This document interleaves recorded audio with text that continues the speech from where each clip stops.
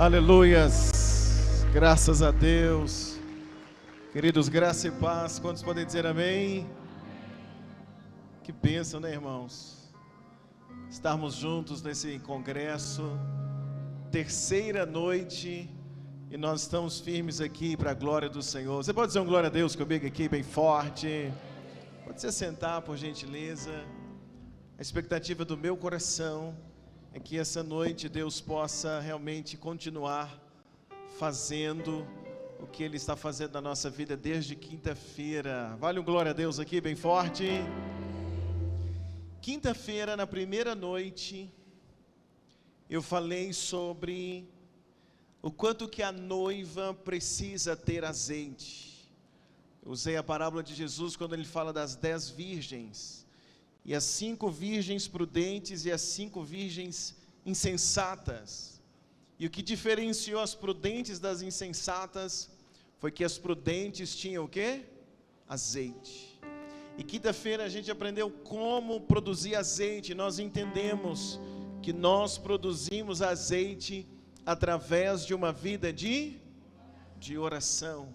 Então desde quinta-feira, né, nós trouxemos essa palavra do nosso coração. E aprendemos então quinta-feira que nós, como noiva de Cristo, igreja, a gente precisa de vida de oração. Assim nós vamos produzir azeite. A gente precisa ser conhecido no céu, para que quando acontecer a vinda do noivo, a vinda do Senhor Jesus, que Ele encontre eu e você ainda tendo na nossa botija o quê? Azeite.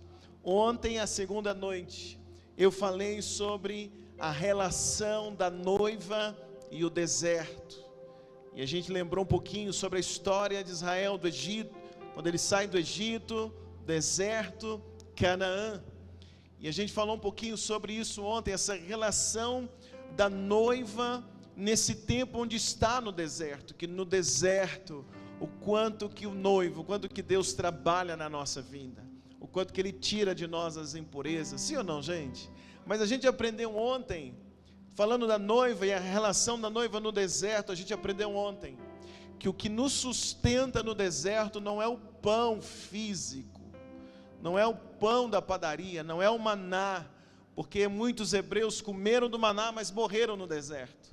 A gente aprendeu ontem que no deserto, nós precisamos de uma palavra, que foi o diferencial na vida de Caleb, que atravessa o deserto, entra em Canaã, porque ele creu e ele tinha o quê? Uma palavra.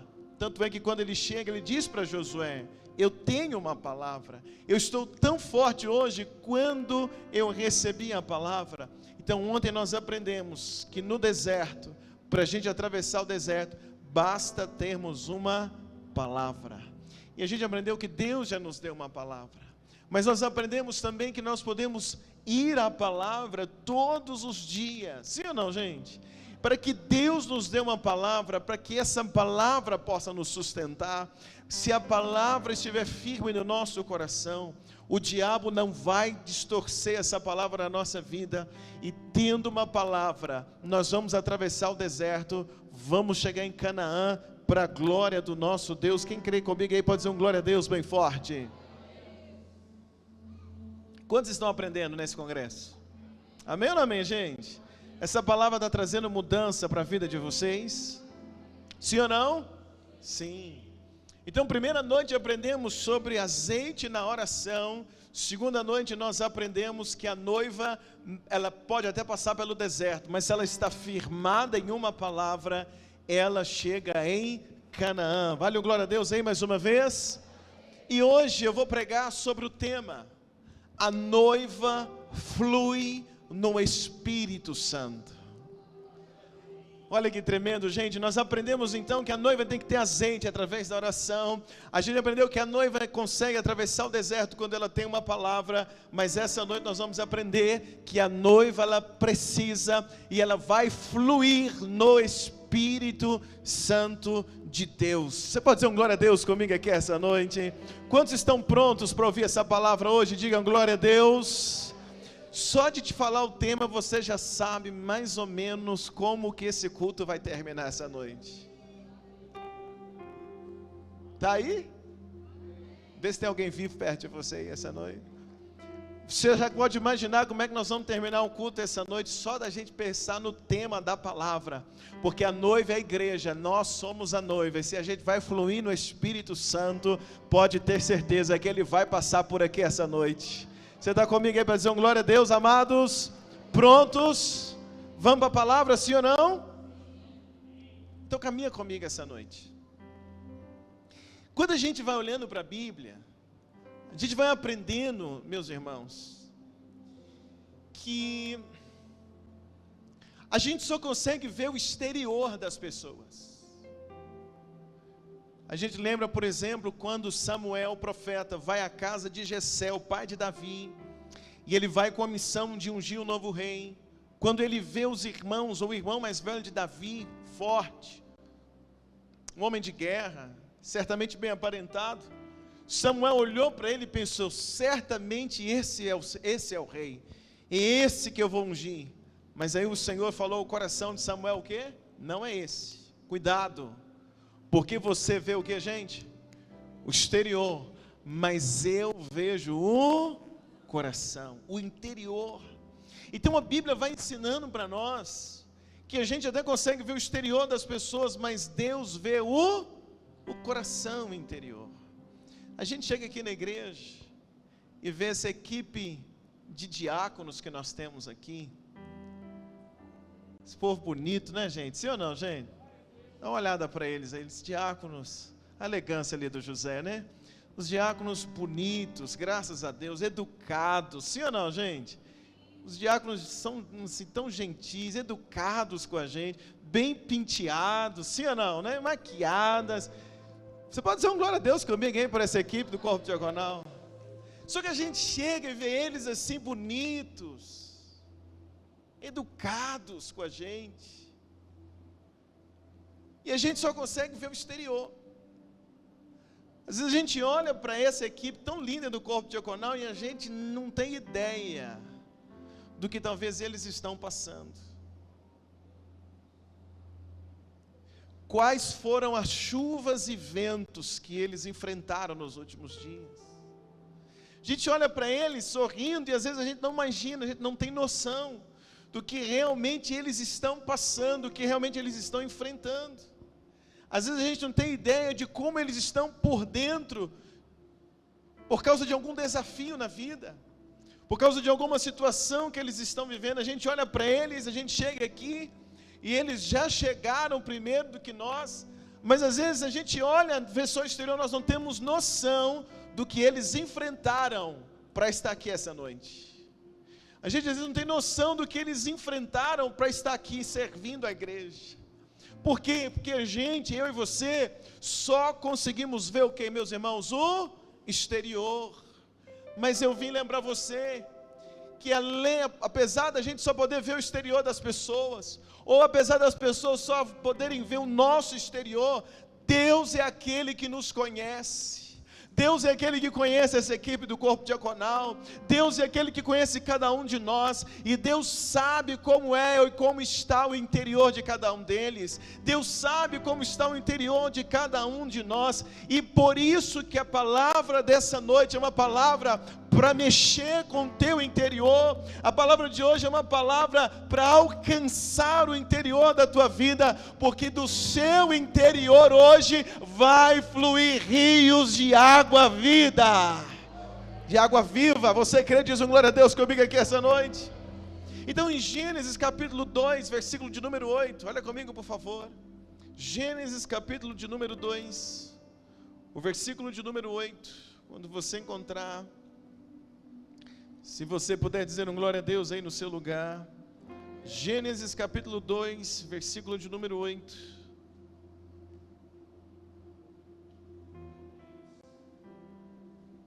Quem encontrou diz amém. Olha o que diz: e plantou o Senhor Deus um jardim no Éden, do lado oriental, e pôs ali um homem que tinha formado. E o Senhor fez brotar da terra toda árvore agradável à vista, e boa para a comida, e a árvore da vida no meio do jardim, e a árvore do conhecimento do bem e do mal. e saía um rio do Éden. Saía o que, gente? Um rio do Éden para regar o jardim. E dali se dividia e se tornava em 4 braços. Veja comigo que aqui a Bíblia está dizendo que quando Deus formou o jardim do Éden, Deus coloca um homem no jardim do Éden, mas o versículo de número 10 conta para nós um detalhe, que do jardim do Éden fluía um rio. Fluía o quê? O rio. Guarda isso. Guarda essa informação. A Bíblia, meus irmãos, ela nos fala da mesma coisa de várias maneiras. Às vezes a Bíblia vai apontando, ela está falando de um assunto, mas ela trata de várias maneiras o mesmo assunto. Por exemplo, Deus se apresenta na Bíblia como construtor.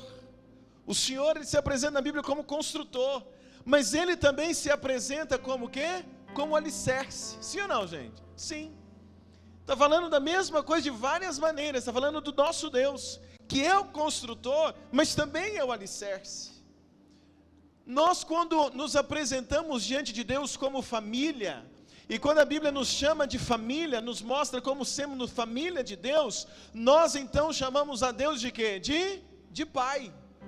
Chamamos a Ele como Pai. Quando nós entendemos que somos servos de Deus, nós chamamos Ele de quê? Senhor. Olha que coisa interessante. Então a Bíblia vai nos mostrando, para falar da mesma pessoa, de um mesmo assunto, de várias maneiras.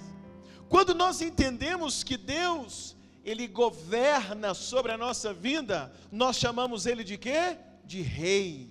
Ele é o nosso Rei. Quando nós aprendemos que nós, como igreja, somos a noiva de Cristo, então nós chamamos Ele de quê? Do noivo, de noivo.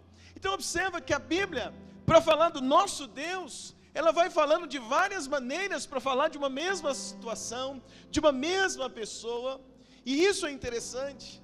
E nos dias que nós estamos aqui nesse congresso, eu estou falando com vocês, e nós estamos aprendendo a importância de nós sermos noiva, porque como noiva, é a única forma que nós temos de nos tornarmos um com Ele.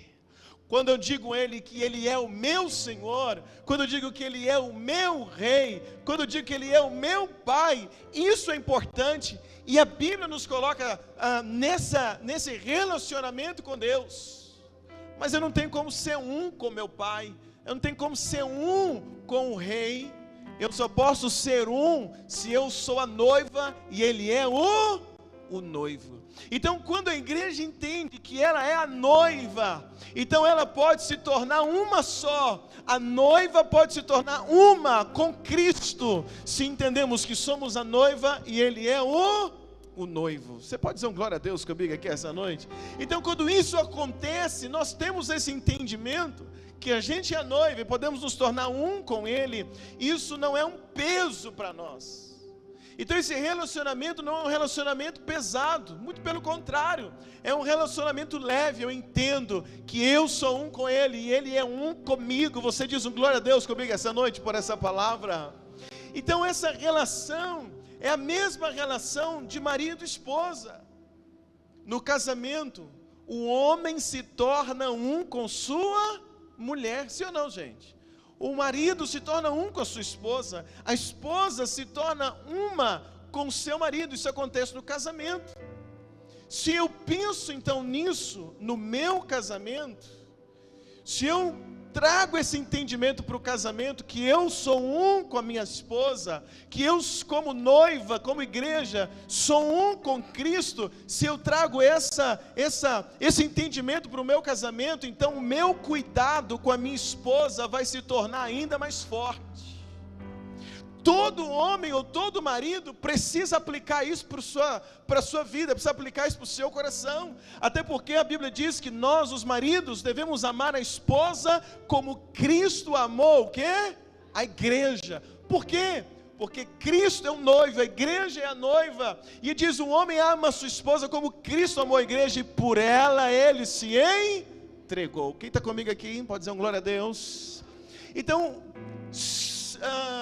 nós podemos entender a relação da igreja com Cristo quando nós imaginamos a relação de um marido e esposa, que se torna um. A Bíblia diz que o homem vai se unir à sua esposa e ambos tornarão-se o quê? Uma só carne. Então a igreja se torna uma com Cristo, quando nós entendemos que a igreja é a sua noiva. Você está me entendendo até aqui?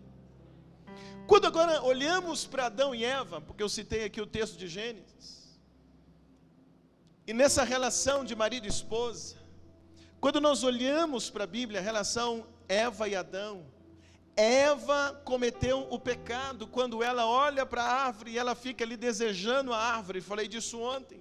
A serpente vem, distorce a palavra, convence Eva, e ela é a primeira a pegar, ela é a primeira a comer e depois leva para o seu marido. Agora olha que coisa, quando Eva toma do fruto e come, ela peca. Quando Adão come, também ele peca. Mas tem algo interessante, porque nessa relação os dois pecaram, mas o marido se torna culpado em lugar da esposa. Adão se torna culpado no lugar de Eva. Ele assume a responsabilidade da culpa. Em Romanos capítulo 5, versículo de número 12, diz que por um só homem o pecado entrou. Observe que em Gênesis, Adão e Eva, os dois cometeram erro, os dois pecaram, mas todo o restante da Bíblia trata como o pecado de Adão, do primeiro homem. E Romanos 5,12, o apóstolo Paulo está dizendo, por causa do pecado de um homem, Adão, por causa do erro de um homem, o pecado entrou no mundo. Ou seja, o casal, a esposa também cometeu o pecado, mas o marido assume a culpa no lugar da sua esposa. Adão se tornou culpado sozinho pelo pecado do casal. Então o que é isso? Isso é o amor do marido. E isso deve ser aplicado num casamento. O amor do marido pela esposa é aquele que leva o peso da culpa para guardar a esposa amada. E a gente pode ver isso quando? Nós podemos ver isso em Jesus. Por que nós podemos ver isso em Jesus? Porque nós, a igreja, a noiva, erramos. Nós, a igreja, a noiva, pecamos. Mas Jesus, como noivo, o que Jesus fez? Ele tomou a culpa no nosso lugar. E ele vai à cruz do Calvário, e na cruz do Calvário ele morre, ele entrega a vida, ele derrama o sangue, ele se torna sacrifício, ele leva sobre ele o peso dos nossos pecados, porque ele morre no nosso lugar. É o noivo que assume a responsabilidade do erro da noiva. Quem está entendendo até aqui, irmãos? Então caminha comigo. Deus, quando criou Adão, Deus viu que Adão estava só, o homem estava só. E Deus disse assim: não é bom que o homem esteja só. Far-lhe-ei uma mulher, uma ajudadora, uma auxiliadora. Então, quando Deus cria a mulher, Deus cria a mulher para completar o homem, para completar a sua obra. E tudo isso é um anúncio de algo que iria acontecer lá na frente. Quando Deus está criando a mulher para ser a auxiliadora, completar o homem, Ele está dizendo, não é bom que o homem esteja só, e Ele então cria a mulher. Isso é um apontamento para o que iria acontecer no Novo Testamento, na relação entre Cristo e a igreja, sendo a noiva. Então o relacionamento que mais nos aproxima do relacionamento de Cristo e a igreja é o casamento, é o relacionamento do casamento. Para eu entender um pouco dessa relação da igreja com Cristo, eu consigo compreender melhor quando eu olho para o casamento, quando eu olho para o meu casamento, quando você olha para o seu casamento, para um casamento onde o marido e a esposa se tornam um, onde um completa o outro. Quem está entendendo até aqui, meus irmãos, diz amém? Então, se eu falo de casamento, a gente tem a sombra do casamento da igreja com Jesus, que vai acontecer com a vinda dele, que vai acontecer quando chegar o tempo das bodas do Cordeiro, do casamento da igreja, da noiva com Cristo. A sombra disso está lá no Jardim do Éden, em Adão e Eva. Então olha que coisa interessante, Se eu vejo a sombra em Adão e Eva, é porque algo está sendo representado ali. A Bíblia vai fazendo sempre apontamentos para nós. Algumas coisas vão acontecendo na Bíblia, mas são sombras daquilo que vai ser revelado, são sombras daquilo que vai acontecer. Eva e Adão, quando se casam, quem realiza aquele primeiro casamento é o próprio Deus que realiza aquele casamento. Eva ali, ela representa quem? Ela representa a igreja. Adão representa quem? Ele representa Jesus. Tanto é que a Bíblia diz que o primeiro Adão pecou, o Adão do jardim do Éden, mas o último Adão, que é Cristo, ele não pecou, ele é a alma vivificante. Se no primeiro Adão todos nós morremos por causa do pecado, no último Adão, que é Cristo, nele nós temos vida. Então a Bíblia nos mostra muitas coisas, irmãos, por sombras, apontamentos. Então quando eu olho o casamento de Adão e Eva em Gênesis, é um apontamento para o que vai acontecer na bodas do Cordeiro, do casamento da noiva, que é a igreja com Cristo. É como uma construtora que vai vender um grande edifício, vai vender vários apartamentos num prédio. E antes então dessa construtora fazer o prédio e ter os apartamentos, o que essa construtora faz? Ela faz um modelo. Ela faz ali um pequeno apartamento, como se fosse um molde, às vezes até dentro de um container, e ali ela enfeita, ela coloca os móveis de como seria o apartamento. Ainda não é um apartamento, mas ela faz ali um molde. E ali o cliente, ele chega, ele entra dentro daquele lugar, e ele se sente como já pudesse estar no apartamento. E ali ele olha como é que vai ser o tamanho da sala, ele olha como é que vai ser o tamanho do banheiro, ele olha, ele tem até uma noção do tamanho da cama que dá para colocar no quarto. Ali não é um apartamento, é uma sombra, é um apontamento para aquilo que vai acontecer. Você me entende, irmãos? É como alguém chegando, vindo de Belo Horizonte para cá, para Santa Luzia, ou vindo de João Elevade para cá. Se você está vindo de João Elevade para cá, você vai encontrar algumas placas dizendo tantos quilômetros para Santa Luzia.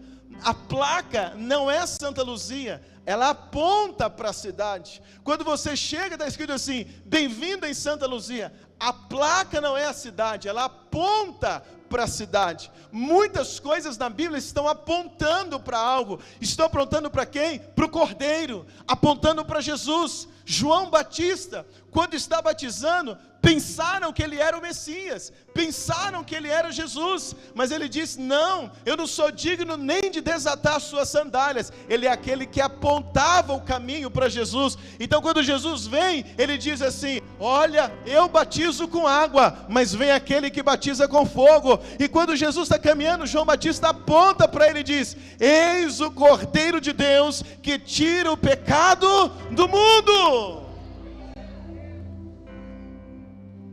Está entendendo?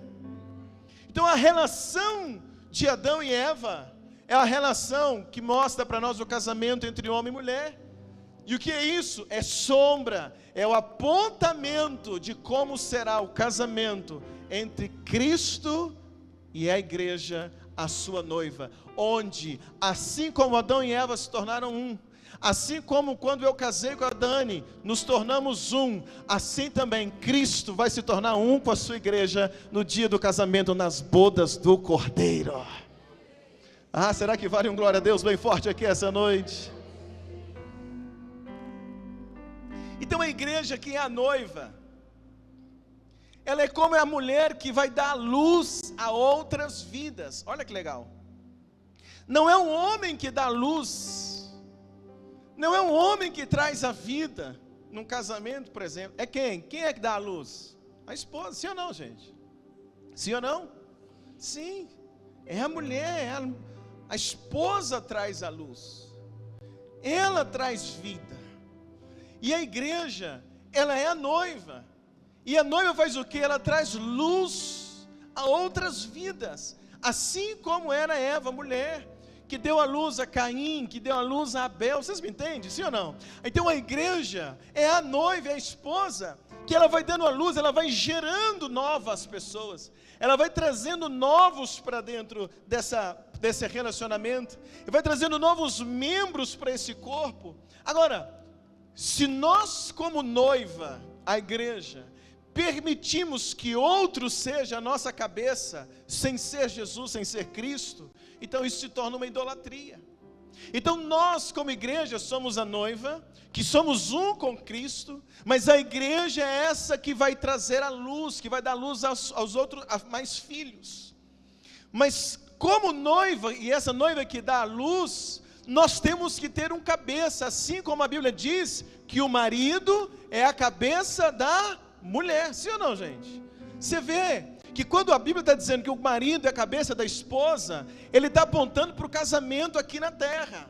Mas ele, quando está dizendo que o marido é a cabeça, porque essa relação é um apontamento para a gente entender o casamento entre a igreja e o noivo. Porque quem é a cabeça da igreja?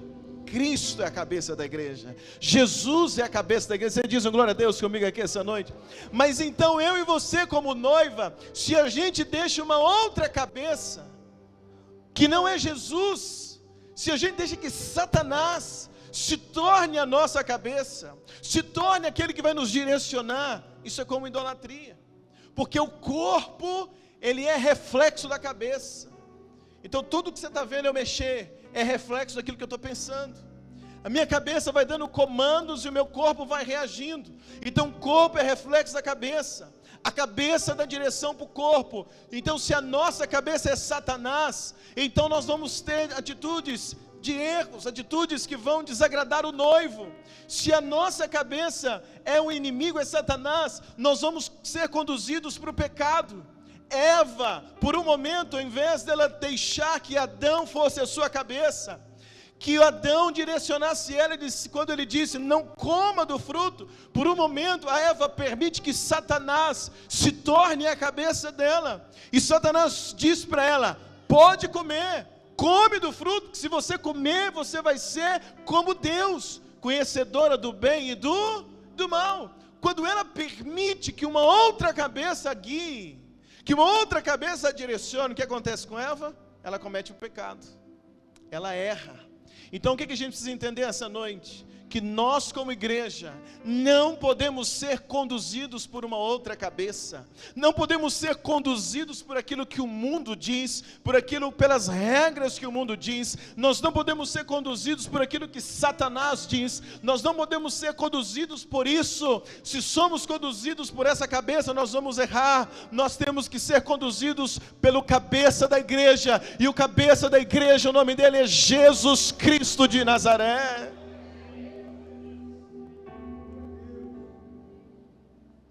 O casamento começa no Éden. No jardim do Éden a gente tem o primeiro casamento. E como nós lemos no texto que eu li hoje, lá no jardim do Éden, quando acontece o primeiro casamento, a gente observa um detalhe, que no jardim do Éden flui um rio. Flui o quê? Um rio. Ele começa como um rio e ele se torna o quê? 4. E a Bíblia diz que esse rio que flui do Éden, ele vai regar toda a terra. Preste atenção, nós vamos chegar. Esse rio também é sombra, é apontamento, está dizendo algo para nós.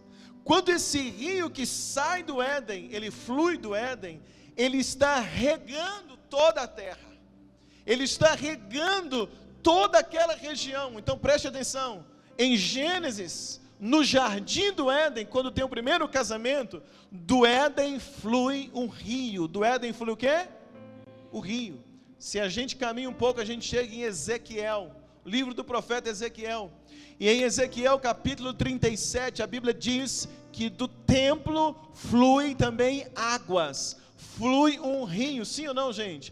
E o rio flui, e ele vai fluindo, e aí em Ezequiel começa a andar, a Bíblia diz que as águas batem no tornozelos, as águas vão subindo, sim ou não? Bate na cintura, daí a pouco ele tem que nadar. Ou seja, fala também de um rio que agora flui do templo. Se a gente continua caminhando, nós vamos perceber que agora vem o Espírito Santo e ele vai fluir nas nossas vidas. Quando chega no Novo Testamento, Jesus encontra com a mulher samaritana, e Jesus diz para a mulher samaritana: aquele que beber da água que eu lhe der, se fará dentro dele uma fonte que jorra água para a vida eterna. Em Gênesis tem um rio que flui do Jardim do Éden. Em Ezequiel há um rio que flui do templo.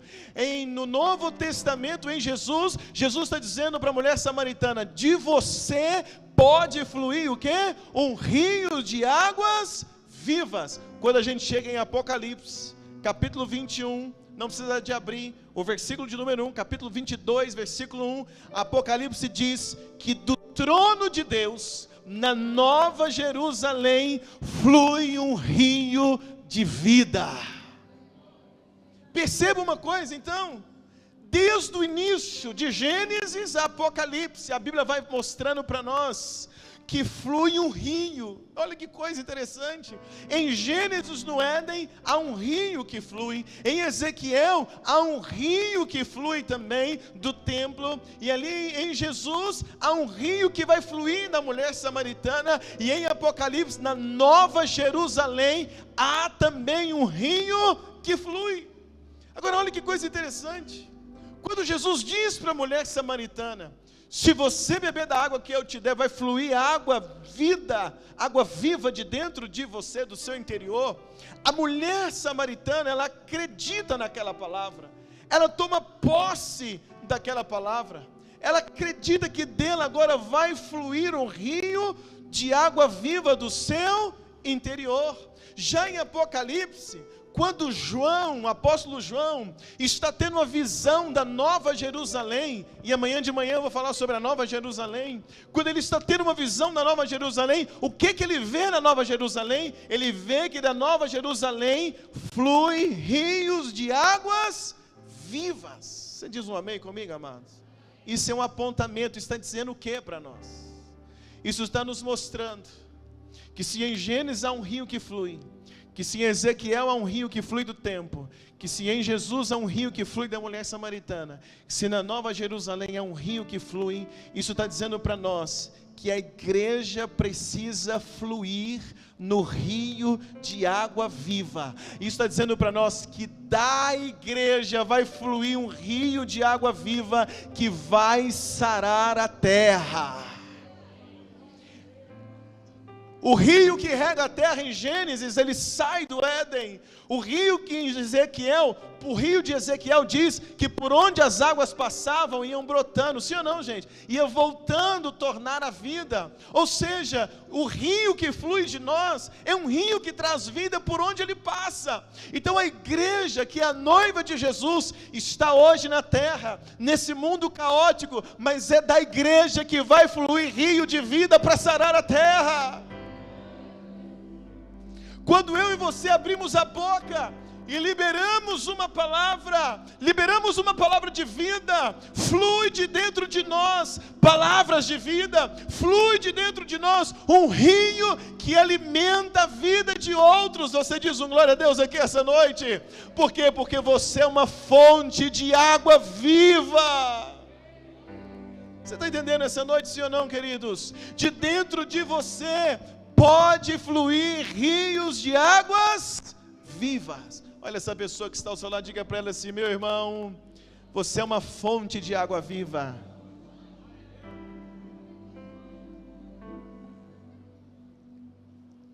Quando o rio flui, olha para mim, quando o rio flui, e esse rio é o Espírito Santo, quando ele flui, presta atenção, quando o rio está fluindo, fala de correnteza, sim ou não? Ele flui, é um rio que está em movimento. Me ajuda a pregar, um rio que está o quê? Em movimento. À medida que a água flui da igreja, olha isso. À medida que as águas vão fluindo, à medida que as águas vão caminhando, vão aparecendo pedras preciosas. Se você imagina um rio comum, que tem uma correnteza, um rio que está sempre fluindo, com a correnteza das águas, à medida que as águas vão passando, e vai passando as águas, vai fluindo as águas, o que acontece? Pedras que estão atoladas em lamas, pedras que estão cobertas de lamas no fundo do rio, à medida que a água vai passando, um dia, 2 dias, uma semana, um mês, um ano, e a água corrente, ela vai passando, o que acontece? Aquelas pedras que estão ali atoladas na lama, elas vão sendo lavadas, a lama vai sendo levada embora, sim ou não, gente? A sujeira vai sendo levada embora, e à medida que a água vai fluindo, aquela pedra que estava lá dentro, ela vai sendo encontrada, ela vai sendo descoberta. Ou seja, como é que a gente aplica isso para a igreja? O rio que flui da igreja é o rio que vai fluindo sobre a terra e vai descobrindo novas pedras, pedras preciosas. Quem são essas pedras preciosas? São as pessoas que estão lá fora. Então, à medida que a água vai fluindo, as pessoas que estão lá fora, que hoje estão enterradas na lama do pecado, que estão afundadas na lama do pecado, que estão escondidas na lama do pecado, se a igreja parar de fluir, se de você parar de fluir, essas pessoas vão continuar atoladas no pecado. Mas se a igreja entende que de Gênesis tem um rio que flui, em Ezequiel tem um rio que flui, no Novo Testamento tem um rio que flui, na Nova Jerusalém tem um rio que flui, o que isso quer dizer? Que a igreja tem que deixar o rio fluir, tem que deixar o Espírito fluir, tem que deixar as águas fluir, porque à medida que vai fluindo as águas da igreja, à medida que vai fluindo isso,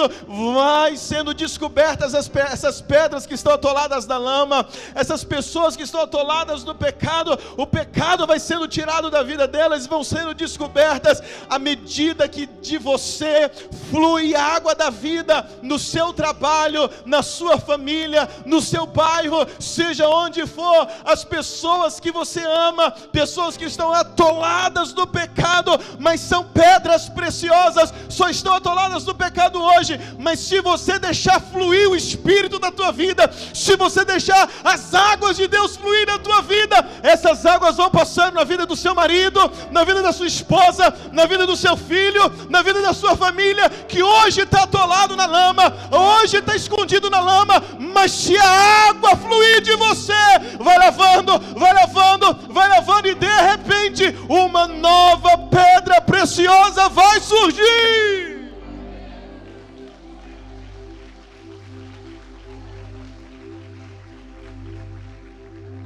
Do que é feito a Nova Jerusalém? Vou dizer amanhã, a Nova Jerusalém é feita de pedras preciosas.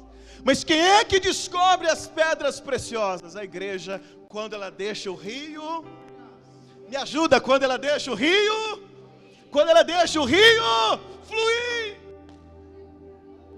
Você está onde está no seu trabalho, para que lá você seja uma fonte de água, flua no teu trabalho, flua na tua casa, flua na vida do teu marido, flua na vida da tua esposa, seja uma fonte de água na vida do seu filho. Para quê? Porque enquanto vai saindo água de você, enquanto a água da vida vai passando, Deus vai descobrindo pedras preciosas, meus irmãos.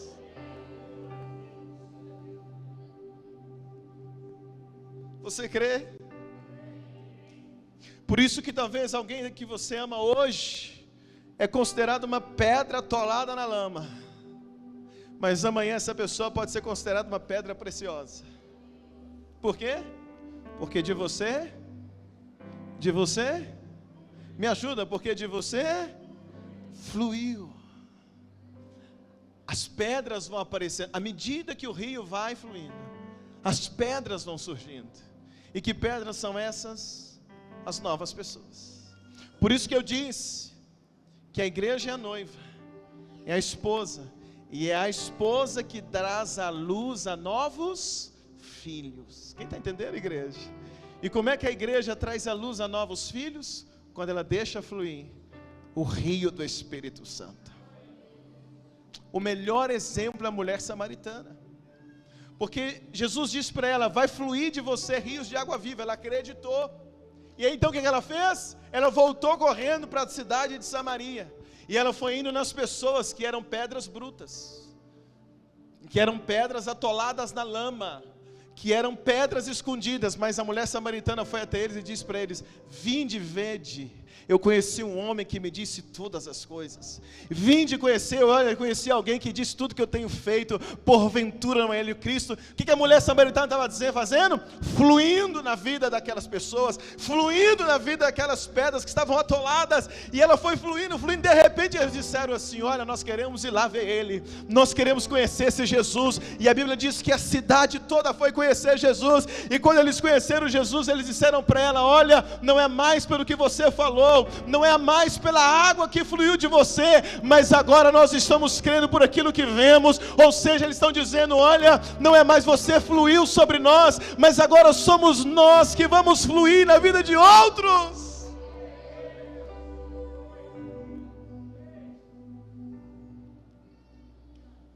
É tempo de você deixar fluir de dentro de você a água da vida. O rio que está dentro de você tem que fluir. Deixa eu ouvir um amém aqui, meus irmãos. Lembra o que Jesus disse em João capítulo 7? João capítulo de número 7, versículo 37. Estou quase terminando para a gente orar. João capítulo 7, o versículo de número 37.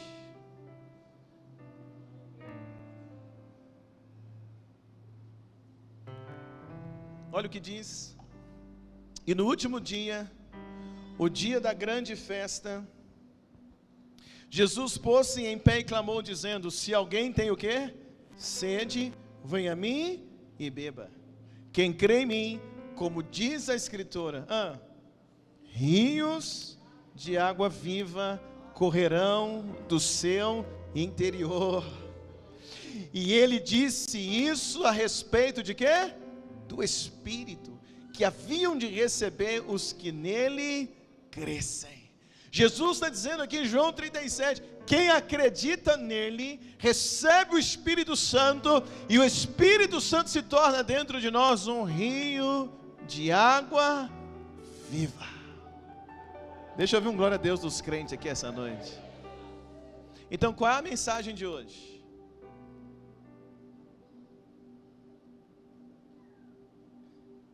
Qual é a mensagem dessa noite? A mensagem de hoje é: você que é a noiva de Jesus, você foi chamada para que de você flua o Espírito Santo. Que água é essa da vida? É o Espírito Santo. Você foi chamado para ser cheio do Espírito Santo. Porque quanto mais cheio do Espírito Santo você for, mais água da vida vai fluir de dentro de você. Quanto mais cheio do Espírito Santo você for, menos carnal você será. Se você é menos carnal, quando você abrir tua boca, você não vai abrir boca para contar piadinha imoral, você não vai abrir boca para murmurar, você não vai abrir boca para colocar apelido no fulano, você não vai abrir boca para debochar disso, você não vai abrir boca para reclamar do governo, você não vai abrir boca para reclamar das coisas dessa terra, você não vai abrir boca para falar mal do outro, você não vai abrir boca para fazer fofoca, você não vai abrir boca para amaldiçoar o seu patrão, você não vai abrir boca para amaldiçoar o seu filho, você não vai abrir boca para amaldiçoar o seu marido, você não vai abrir a boca para amaldiçoar a sua esposa. Se você é cheio do Espírito Santo, quando você abrir tua boca, vai sair palavras de vida, palavras de salvação, palavras de transformação, palavras de esperança, palavras de milagre, palavras que vai transformar a vida dos outros. Se você é cheio do Espírito Santo, você chega num lugar, tem uma confusão, mas quando você abre a boca, de dentro de você flui paz, flui vida na vida dos outros. Ou seja, Igreja Batista Vida, noiva de Jesus, nós fomos chamados para que de dentro de nós flua a água da vida.